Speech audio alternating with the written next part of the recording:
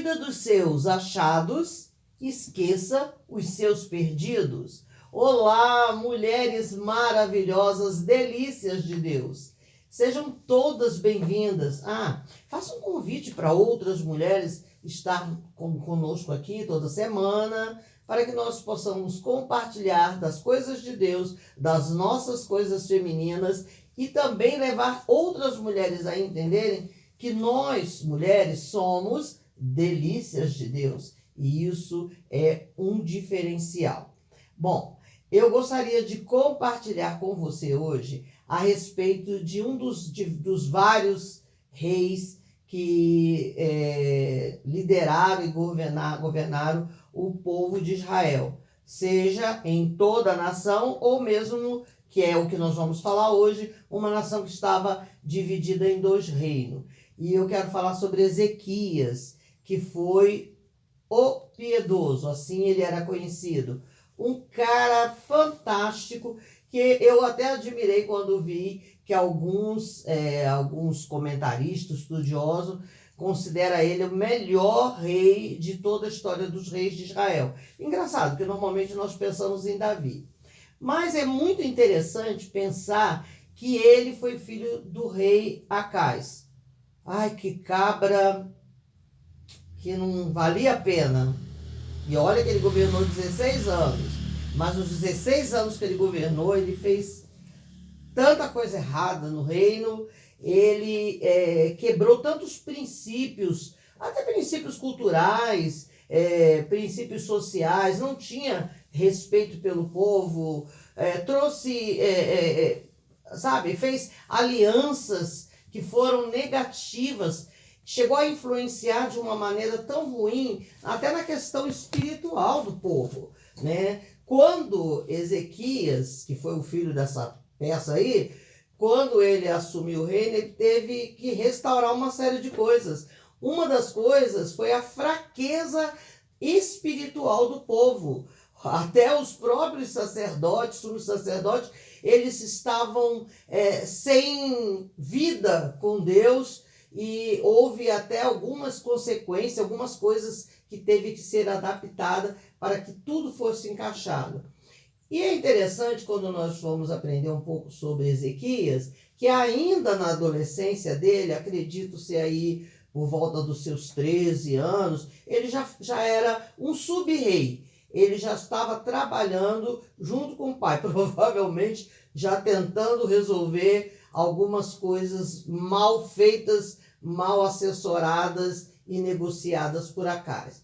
Aos 25 anos, Ezequias assume o trono. Você subentende que o pai dele deve ter morrido, porque assim era dada a sequência, não sei quando se era tomado o reino, e isso foi em 715 a.C. Ele reinou dos 25 aos 54, em torno de 29 anos de reino, mas que ele fez um trabalho fantástico no reino. Ele restaurou inclusive o relacionamento do povo com Deus, ele restaurou todo o sacerdócio, ele restaurou a nação, ele fez muitas coisas sociais para o bem do povo, para o benefício do povo. Eu acho até muito interessante, foi ele que levou aguadutos, para a nação de Judá. Então, se nós formos olhar a história dele, é uma história bastante interessante. E sendo que quando, por volta já mais ou menos de 14 anos que ele estava à frente, ele adoeceu. A palavra de Deus em Isaías capítulo 38, deixa eu verificar aqui, isso mesmo, 38 do versículo 1 ao versículo 8, se você pode ir lá, entra uma nova fase na vida de Ezequias. O texto começa dizendo que ele ficou doente, uma enfermidade mortal, ou seja, a situação dele era realmente de morte.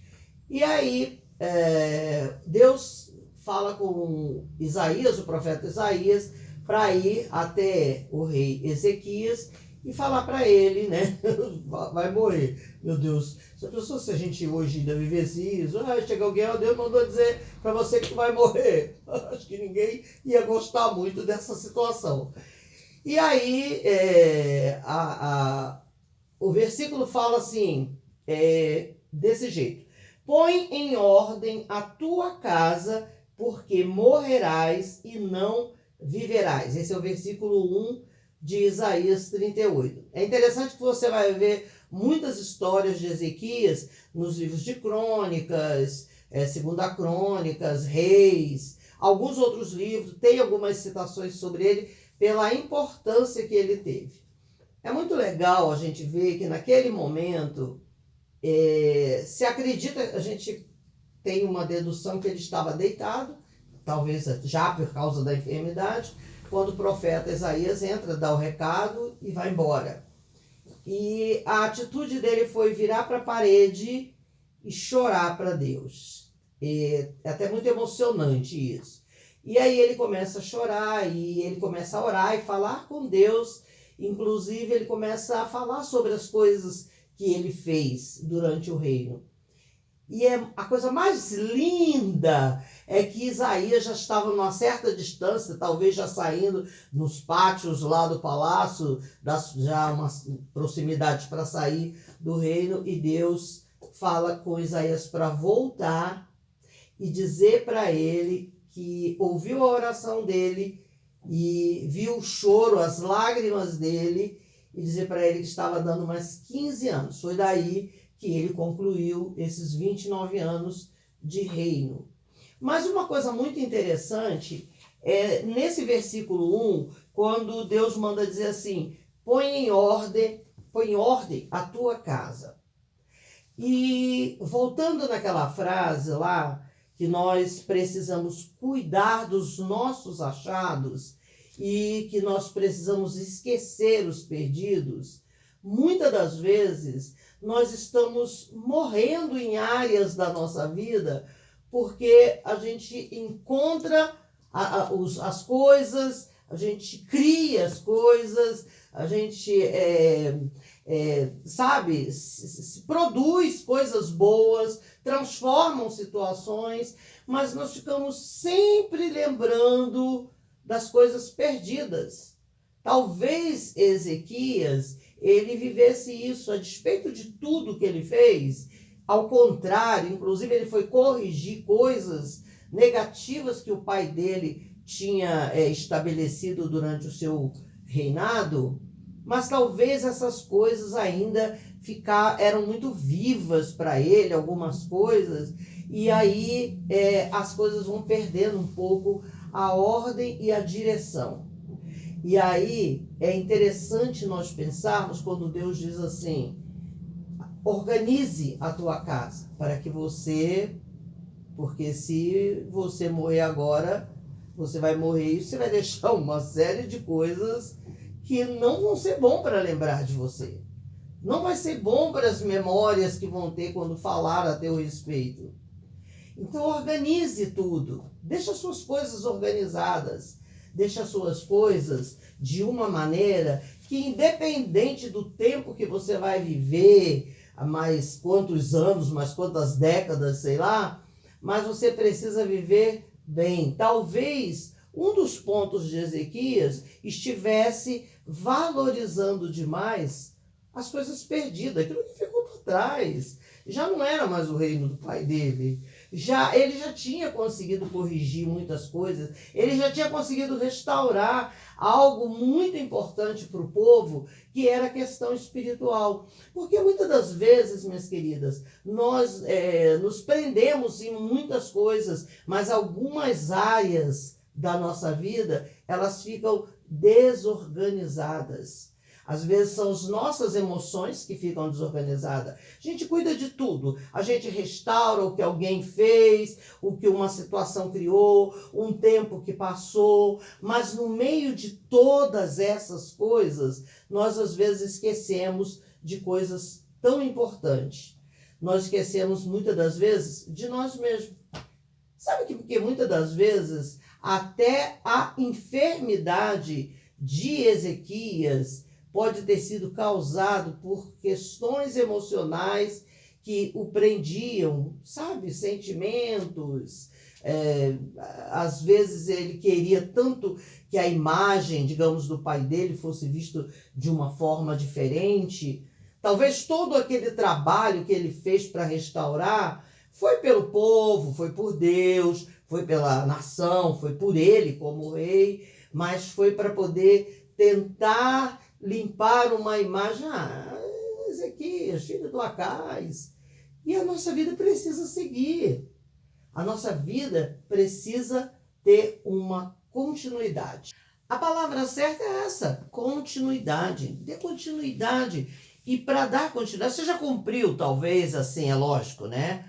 Um rei, enquanto ele estiver um rei, um líder, a pessoa que está liderando alguma coisa, que está à frente de alguma coisa, enquanto ela estiver à frente daquilo, ela vai ter que estar envolvida com aquilo, vai ter que estar falando sobre aquilo. Mas essa direção, esse conselho, essa ordenança que Deus mandou o profeta falar com ele, que é organize a sua casa, olhe um pouco para você. Olhe um pouco para você. Olhe um pouco para as coisas que você precisa cuidar em você, ao invés de ficarmos, às vezes, tão preocupadas com outras coisas, né? Aquilo que você conseguiu fazer ou que você vai conseguir fazer nesses 15 anos a mais que eu estou te dando, mas também tem que estar você incluso nisso. E aí, a gente lembra, né, da divérrima Sandra de Sá, quando diz, joga fora no lixo. Talvez agora é o momento de você começar a pegar as coisas que foram esquecidas, que foram perdidas, e joga fora. Às vezes a gente tem uma mania de querer ficar reciclando coisas, reciclando sentimentos, reciclando as decorações da nossa alma, da nossa vida, da nossa casa. Coloque coisas novas, renove, cuide. Faça aquilo que você tem que fazer dentro da área, dentro da situação, do que você vive em referência à família, a trabalho, a tua vida espiritual, a tua vida sentimental e emocional, mas renove, organize as coisas em você, porque senão vai ser meio frustrante, né? Com o passar do tempo. Se organize. Faça como essa frase, cuide dos seus achados. O que você achou? Olha só que interessante. Se nós começarmos a olhar lá na nossa... Vou organizar. Pronto, agora eu vou organizar. Já organizei tudo, já organizei o reino, já organizei as pessoas, já fiz as obras sociais que está favorecendo o povo, já desfiz as alianças erradas, já alterei algumas coisas que já não atrapalham mais. Tudo está organizado, então agora eu preciso organizar minha casa, que sou eu mesmo. Eu preciso de um tempo para mim. Assim como o rei Ezequias adoeceu no físico, e essa doença no físico era uma doença mortal, quando ele abriu a alma, chorou diante de Deus, mostrou o seu lado sensível, até um pouco infantil, né? Que é a criança que tem vira pro ladinho e chora e faz beicinho. E naquela hora ali, mas a criança é sincera, né? E aí quando ele virou para a parede, nossa, isso aí está me lembrando uma música antiga, né? Cantando para a parede. Deixa pra lá. Então, quando ele fez aquilo ali, ele chamou a atenção de Deus. Gente, Deus realmente é incrível, uma pessoa mesmo, né? Se ele mandou dar uma ordem, vai lá, diga para ele que é para ele organizar as coisas porque ele vai morrer.